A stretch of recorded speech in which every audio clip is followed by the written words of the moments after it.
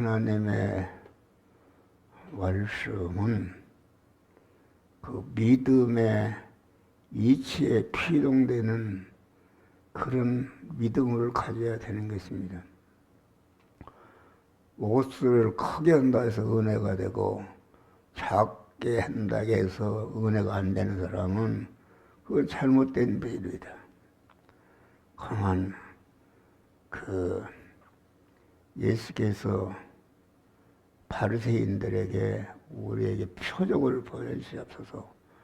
표적이라는 것은 아주 보이는 것을 보이는 것이라는 것은 목사가 크게 소리 지른다 해서 은혜가 되고 작게 한다 해서 은혜가 되자는 사람은 그 중심이 잘못된 것이다.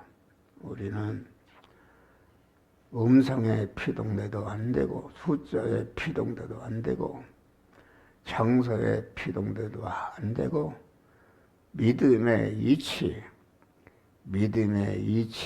피동되어서 성화를 이루는 이것이 참 믿음인 것을 우리는 알아야 된다 하겠습니다. 그래서 교회는 옛날같이 웅변 이런 것이 아니다.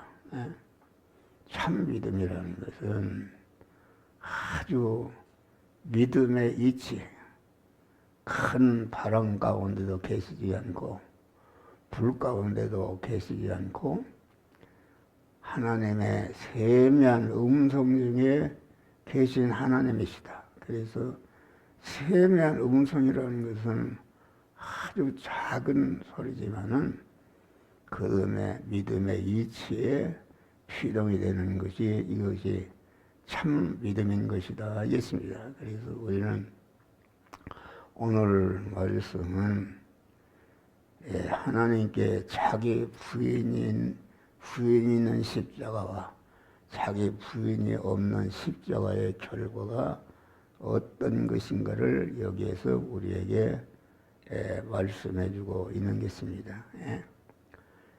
베드로가 자기 부인을 하고 이렇게 주님을 인정할 때에 내가 복이 있도다. 이를 알게 아니는 내 혈육이 아니라 하늘에 계신 내 아버지시니라.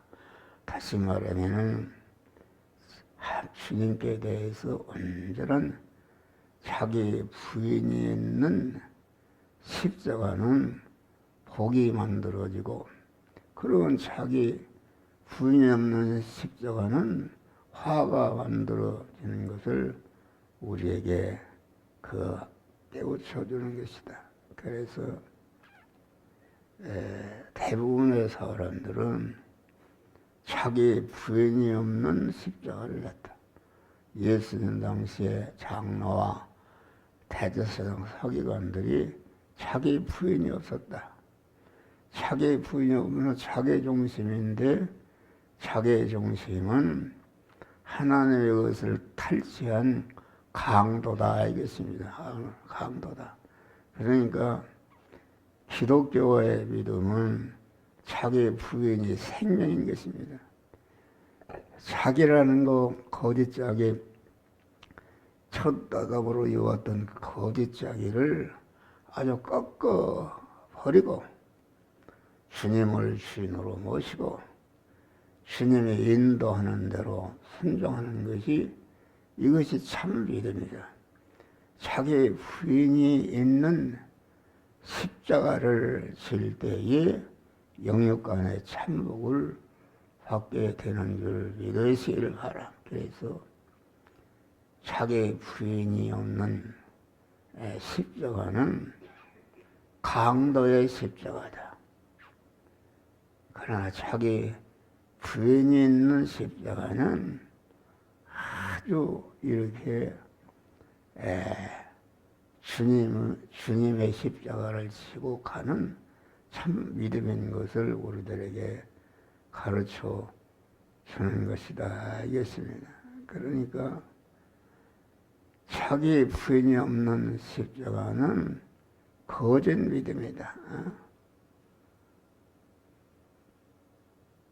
그래서 우리는 항상 이 신앙생활은 자기 부인이 있어야 된다.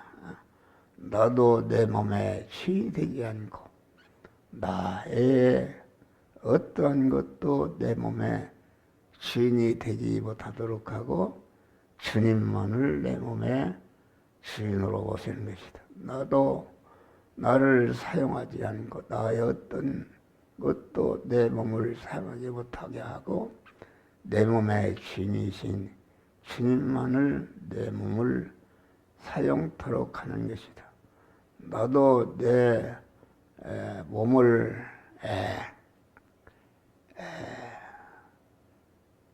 책임지지 않고 나 어떠한 피조물도 내 몸을 책임지지 못하도록 하고 내 몸의 주인이시오 소유권자의 사용권자이신 주님만을 내 몸에 아주 책임권자로 모시고 주님 따라 가는 십자가가 참 믿음이요 참 하나님의 영육간의 복을 받는 복된 자가 되는 줄 믿으시기를 바라. 그래서 우리는 항상 어떤 것에 내가 피동이 되는가. 사람들은 전체가 이 보이는 것, 이런 음성이나 이런 것에 감동을 받고 가슴이 찌릿찌릿하는 사람은 그것은 잘못된 신앙이다. 우리는 항상 주님이 주시는 믿음의 이치, 어떻게 하면은 하나님의 자기를 부인하고 하나님의 말씀대로 살까 하는 믿음의 이치의 피동힘으로 말미암아 아주 하나님의 완복을 받는 복된 성도들이 되시기를 주의 이름으로 축원합니다. 나사렛